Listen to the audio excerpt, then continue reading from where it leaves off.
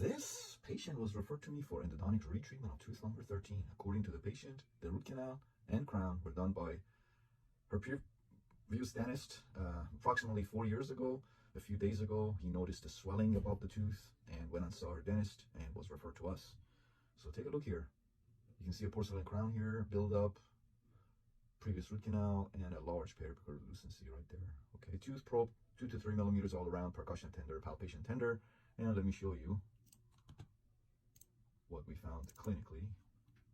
So that's tooth number 11, 12, that's tooth number 13. You can see a buccal swelling. And if you look closely here, you can see a sinus tract here as well. So a buccal swelling and sinus tract right there.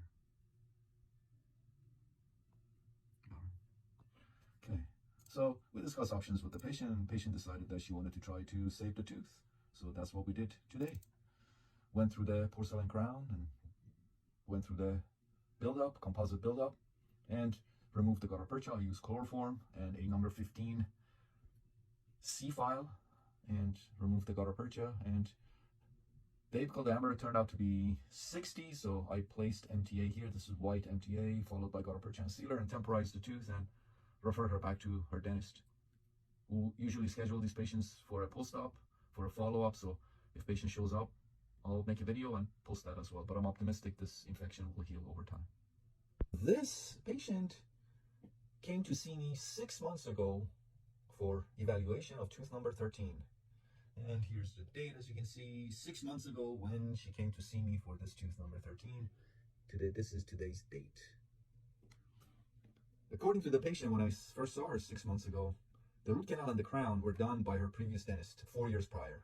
Patient said to me 6 months ago that she had noticed a toothache, and then she also noticed a pimple on her gum. She went and saw her dentist, and her dentist told her that the root canal had failed and referred her to me.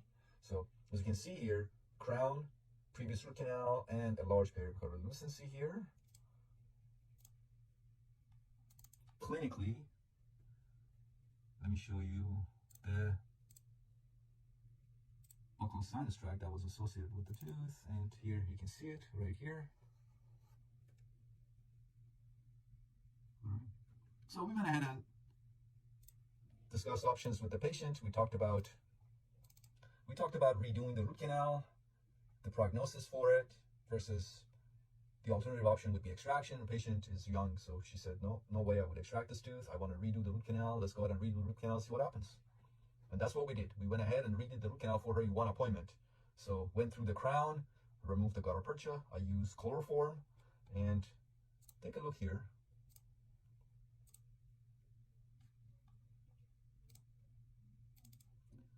This was immediately after I had redone the root canal for this patient 6 months ago. And here's the date, as you can see, 4/9/2024. And again, today is 10/14/2024. Immediately after, I redid the root canal in one appointment.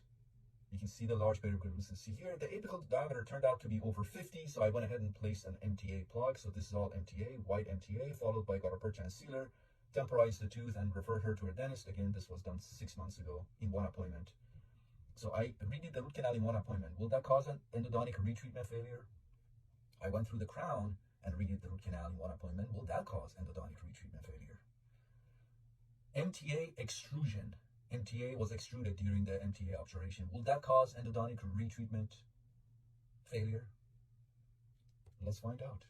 Patient came in today for her 6 months post-op check. And take a look.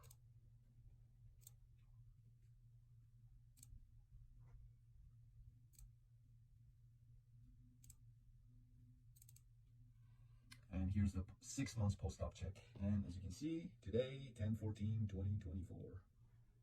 10/14/2024. So 6 months post-op of tooth number 13.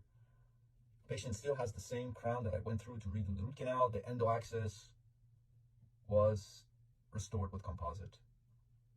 No symptoms whatsoever. As you can see, tooth is in full function. And look at the size of that periapical lucency. It's gotten so much smaller, as you can see here. So 6 months post-op of tooth number 13. And by the way, no sinus tract. I'm going to show you. And take a look here. No sinus tract. Remember that sinus tract that was right around here?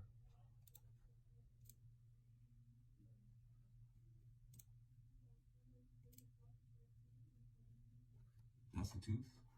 No sinus tract. Remember the sinus tract that was here? Healed completely. Patient was very happy. She said the sinus tract had gone away within a few days after we had redone the root canal. And I have a side by side now. This was before we did the root canal, redid the root canal, before we redid the root canal 6 months ago. And here's the date, as you can see. You can see the large variable lucency, and this was today. And here's the date, as you can see, today, 10/14/2024. 10/14/2024. Look at the difference in size of that pericardial lucency. 6 months ago and today. 6 months ago, today. So I went through the crown and redid the root canal. Didn't cause endodontic failure. I redid the root canal in one appointment. That didn't cause endodontic retreatment failure either. MTA was extruded, of course unintentionally. MTA was extruded during endodontic retreatment. Again, that did not cause endodontic retreatment failure. So those are all fairy tales that we were taught in dental school that have no truth. There's no truth to them. 6 months post-op of tooth number 13. 6 months ago, before we redid the root canal, and today.